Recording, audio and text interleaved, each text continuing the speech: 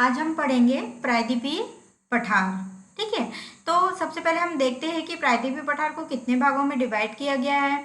तो अब प्रायद्वीपीय पठार को 4 भागों में डिवाइड किया गया। मध्यवर्ती उच्च भूमि, दक्कन का पठार, पश्चिमी घाट पर्वत और पूर्वी घाट पर्वत। ठीक है, अब मध्यवर्ती उच्च भूमि के अंतर्गत किन किन भागों को रखा गया है। तो अरावली श्रेणी, मालवा का पठार, बघेलखंड, बुंदेलखंड का पठार, ठीक है, विंध्य श्रेणी, इनको मध्यवर्ती उच्च भूमि के अंतर्गत रखा गया। अब दक्कन के पठार के तहत किस किस को रखा गया है। तो सतपुड़ा श्रेणी, महाराष्ट्र लावा का पठार, दंडकारण्य का पठार, तेलंगाना, मैसूरिया, कर्नाटक का पठार, इनको दक्कन के पठार के अंतर्गत रखा गया है। उसके बाद पश्चिमी घाट पर्वत और पूर्वी घाट पर्वत। ठीक है, अब मैप में देखें हम प्रायद्वीपीय भारत के पठार को, मतलब प्रायद्वीप भारत देखें हम, तो ये वाला जो पूरा भाग है, ठीक है, ये वाला यहाँ से लेके पूरा, ये पश्चिमी घाट पर्वत, ठीक है, पूर्वी घाट पर्वत, ये मेघालय का पठार, ठीक है, ये वाला जो भाग है प्रायद्वीपीय पठार के अंतर्गत आता है। ठीक है, ये हो गई अरावली, हमारी अरावली श्रेणी। उसके बाद मालवा का पठार, बुंदेलखंड का पठार, ठीक है, बघेलखंड का पठार, छोटा नागपुर पठार, ठीक है, यहाँ तक जो है विंध्य श्रेणी, यहाँ तक जो है ये वाला जो पार्ट है ये मध्यवर्ती उच्च भूमि के अंतर्गत आता है, मतलब मध्य की ऊंची भूमि के अंतर्गत आता है। उसके बाद जो ये वाला सतपुड़ा, मैकल श्रेणी, महाराष्ट्र लावा, कर्नाटक, तेलंगाना, ये वाले जो भाग है, ये वाले, ये क्या है, ये दक्कन के पठार के अंतर्गत आते हैं। उसके बाद ये हो गया हमारा पश्चिमी घाट पर्वत और ये हो गया हमारा पूर्वी घाट पर्वत। ठीक है, तो ये हमने मैप में देख लिया। अब हम प्रायद्वीपीय भारत की जो पठार है उसके बारे में पढ़ते हैं। ठीक है, तो जो प्रायद्वीपीय पठार है ये प्राचीन गोंडवाना भूमि का भाग है। ठीक है, प्रायद्वीपीय पठार किसका भाग है, गोंडवाना भूमि का भाग है। ठीक है, जो आर्कियन काल की चट्टानों से निर्मित त्रिभुजाकार आकृति है। आप इसकी आकृति देखें तो हमको ये त्रिभुजाकार समझ में आती है। ठीक है, इसकी आकृति हम देखें तो यहाँ से लेके यहाँ तक हमको ये इस तरीके से है, ये है ना, ये इस तरीके से है, ये ऐसी, तो हमको ये, ठीक है, ये ऐसी त्रिभुजाकार आकृति में हमको ये नजर आता है। ठीक है, ये आपने देख लिया। अब आगे देखिए इसमें क्या है। तो क्षेत्रफल की दृष्टि से ये वाला जो भाग है हमारे भारत का, जो प्रायद्वीपीय पठार वाला जो हिस्सा है वो सर्वाधिक बड़ा भौतिक प्रदेश है। ठीक है, हमने पहले भी भौतिक प्रदेश पढ़े थे, जैसे हिमालय है ना, उनको भी कितने, तो ये भी भौतिक प्रदेश का है। तो सबसे बड़ा भाग कौन सा है हमारा, यही प्रायद्वीपीय पठार वाला भाग जो है हमारा भौतिक प्रदेशों में सबसे बड़ा है क्षेत्रफल की दृष्टि से। ठीक है, और भारतीय उपमहाद्वीप का सबसे प्राचीनतम भूखंड है और सबसे प्राचीन भी है। हिमालय नवीन पढ़ा था हमने, और जो प्रायद्वीपीय पठार है वो क्या है, वो प्राचीन भूखंड है। ठीक है, विवर्तनिक दृष्टि से ये क्षेत्र शांत है, मतलब कि यहाँ भूकंप आने की संभावना बहुत कम होती है। ठीक है, यहाँ क्या है, भूकंप आने की संभावना यहाँ पे बहुत कम है।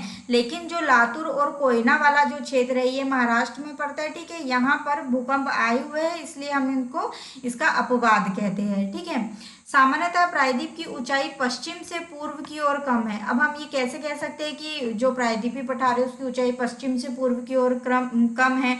तो यहाँ से जो नदियां बहती है उनका जो बहाव है वो अधिकतर पश्चिम से पूर्व दिशा की ओर है, इसलिए हम कहते हैं कि पश्चिम की जो है हमारी ऊंचाई है वो अधिक है और पूर्व की तरफ कम होती जाती है, इसलिए नदियों का ढलान पूर्व की ओर है।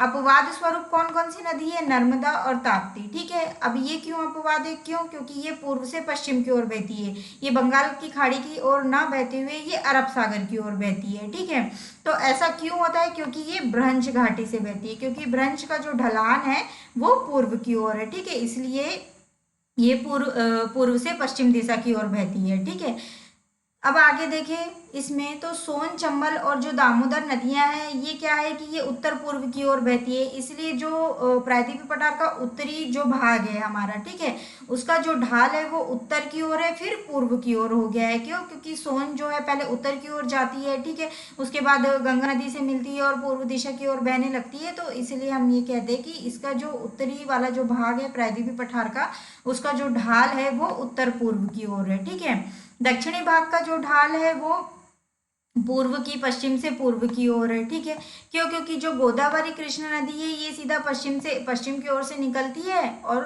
पूर्व की ओर, इधर बंगाल खाड़ी की ओर जाती है, इसलिए हम इसको कहते हैं कि इसका जो है ढाल है वो पश्चिम से पूर्व की ओर है। ठीक है, तो अभी समझ में आ गया, उत्तर का जो ढाल है वो उत्तर पूर्व की ओर है और जो दक्षिणी भाग का ढाल है वो पूर्व की ओर है ना। प्रायद्वीपीय पठारों को हम पठारों का पठार कहते हैं। क्यों कहते हैं? क्योंकि एक तो ये प्रायद्वीपीय पठार, ये ऑलरेडी ये पठार ही है। ठीक है, उसके बाद इसके अंतर्गत जो छोटे छोटे पठार है, जैसे कि मालवा का पठार, बुंदेलखंड का पठार, तेलंगाना का पठार, कर्नाटक का पठार, तो एक तो ये ऑलरेडी पठार की संरचना ली हुई है और इसके अंदर और छोटे छोटे पठार है, इसलिए हम इसको पठारों का पठार कहते हैं। ठीक है, अब ये तो हो गया हमारा प्रायद्वीपीय भारत के पठार का इंट्रोडक्शन। अब हम मध्यवर्ती उच्च भूमि के अंतर्गत सबसे पहले हमने देखा था अरावली श्रेणी। ठीक है, तो अभी हम अरावली श्रेणी की तरफ बढ़ते हैं।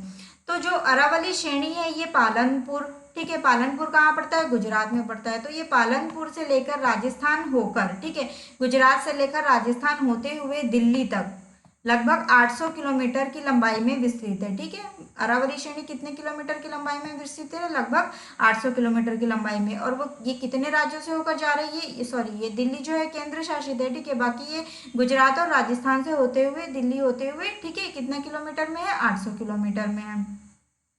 अब देखिए, ये जो अरावली श्रेणी है ये प्राचीनतम सबसे पुरानी श्रेणी है, इसको अवशिष्ट पर्वत का भी बोला जाता है। ठीक है, तो ये सबसे प्राचीन मूलधार पर्वत है। ठीक है, और ये इसको अवशिष्ट पर्वत का ये उदाहरण है, या ऐसा भी पूछ लिया जाता है कि रेसिड्यूल माउंटेन क्या होता है, मतलब रेसिड्यूल माउंटेन किसे कहते हैं? ठीक है, अवशिष्ट पर्वत किसे कहते हैं? अवशिष्ट पर्वत का उदाहरण क्या है? तो कौन है? अरावली श्रेणी जो है वो अवशिष्ट पर्वत का उदाहरण है। इसकी उत्पत्ति कब हुई थी? तो इसकी उत्पत्ति प्री कैम्ब्रियन काल में हुई थी। ठीक है, अरावली जो संरचना है वो पश्चिमी भारत का मुख्य जल विभाजक है। अब ये जल विभाजक कैसे है? क्योंकि राजस्थान के मैदान के ये अपवाह को, मतलब यहाँ लूनी नदी बहती है, लूनी और उसकी सहायक नदियाँ बहती है, तो ये गंगा के मैदान के अपवाह क्षेत्र से इसको अलग करती है। ठीक है, कौन? अरावली जो संरचना है वो राजस्थान के मैदान के अपवाह क्षेत्र को, मतलब लूनी और उसकी सहायक नदियों को गंगा के मैदान के अपवाह क्षेत्र से अलग करती है। कैसे? कि यहाँ की जो नदियाँ हैं, राजस्थान के मैदान से जो नदियाँ बहती वो गुजरात की तरफ जाती है। ठीक है, और गंगा के मैदान की नदियाँ पूर्व की ओर जाती है। तो इस आधार पर, और ये क्यों, किस कारण जाती है? क्योंकि बीच में अरावली संरचना है, इसलिए ये जल विभाजक का काम करती है। किसके बीच में? राजस्थान के मैदान के और गंगा के मैदान के बीच में। ठीक है, अब देखिए, अरावली जो श्रेणी है उसका सर्वोच्च शिखर कौन सा है? गुरु शिखर है। ठीक है, गुरु शिखर अब कहाँ पर स्थित है? तो गुरु शिखर आबू पहाड़ी पर स्थित है। और आबू पहाड़ियाँ जो है उसमें जैनियों का एक तीर्थ स्थल है। क्या? दिलवाड़ा जैन मंदिर। ठीक है, यह किसका स्थल है? जैनियों का स्थल है। ठीक है, और एक अन्य शिखर और मिलता है हमको यहाँ पर, कुंभलगढ़। ठीक है, कुंभलगढ़ हमको एक अन्य शिखर और मिलता है। ठीक है, तो और आगे देखिए इसके बारे में, तो जो लूनी नदी है इस पर्वत से निकलने वाली महत्वपूर्ण नदी है। ठीक है, अभी मैंने बताया है ना, लूनी नदी निकलती है यहाँ से, और ये राजस्थान, बांगर और थार मरुस्थल होते हुए कहाँ जाती है? गुजरात के कच्छ में विलीन हो जाती है। गुजरात के कच्छ के रण में क्या होती है? ये विलीन हो जाती है ना। और ये क्या करती है? ये एक अंतःस्थलीय अपवाह नदी है, मतलब वहां जाके ये अंदर विलीन हो जाती है, इसलिए इसको अंतःस्थलीय अपवाह नदी की, मतलब फिर इसके बाद ये दिखाई नहीं देती है हमको। ठीक है, अरावली जो श्रेणी है, जो अरावली श्रेणी है इससे निकलने वाली और भी नदियां हैं, कौन कौन सी? सुकरी और जवाई। ठीक है, ये क्या है? ये लूनी नदी की सहायक नदी है। ठीक है, सुकरी और जवाई किसकी महत्वपूर्ण सहायक नदी है? लूनी नदी की महत्वपूर्ण सहायक नदी है। अरावली जो पर्वतमाला है वो पश्चिम भारत के मुख्य जलवायु विभाजक भी है। ठीक है, एक तो जल विभाजक भी है, दूसरा जलवायु विभाजक भी है। ये क्या करती है कि पूर्व के अधिक वर्षा वाले क्षेत्र को, है ना, पूर्व के अधिक वर्षा वाले क्षेत्र को पश्चिम के शुष्क और अर्धशुष्क क्षेत्र से ये अलग करती है। कौन? अरावली पर्वतमाला। और भारत में ये क्षेत्र जो है, अरावली वाला जो क्षेत्र है, अरावली पर्वत श्रेणी वाला जो क्षेत्र है, भारत में क्या है? ये खनिज संसाधनों के लिए बहुत महत्वपूर्ण है। यहाँ पर कौन कौन से खनिज पाए? जैसे तांबा, सीसा, जस्ता, अभ्रक, चूना पत्थर, इस तरीके के यहाँ पे खनिज पाए जाते हैं। तो इनके भंडार की दृष्टि से ये क्षेत्र बहुत ही महत्वपूर्ण है हमारे लिए। ठीक है, तो आज हमने देखा प्रायद्वीपीय पठार, उसको हमने 4 भागों में बांटा। ठीक है, मध्यवर्ती उच्च भूमि, दक्कन का पठार और और पूर्वी घाट और पश्चिमी घाट पर्वत। ठीक है, इन भागों में हमने इसको डिवाइड किया। उसके बाद हमने इसकी मैपिंग भी देख ली। ठीक है, और अभी हमने मध्यवर्ती उच्च भूमि का एक पॉइंट पढ़ा है, अरावली पर्वत। ठीक है, अब इसके आगे का हम पढ़ेंगे अगले वीडियो में। ठीक है, तो आज के लिए इतना ही।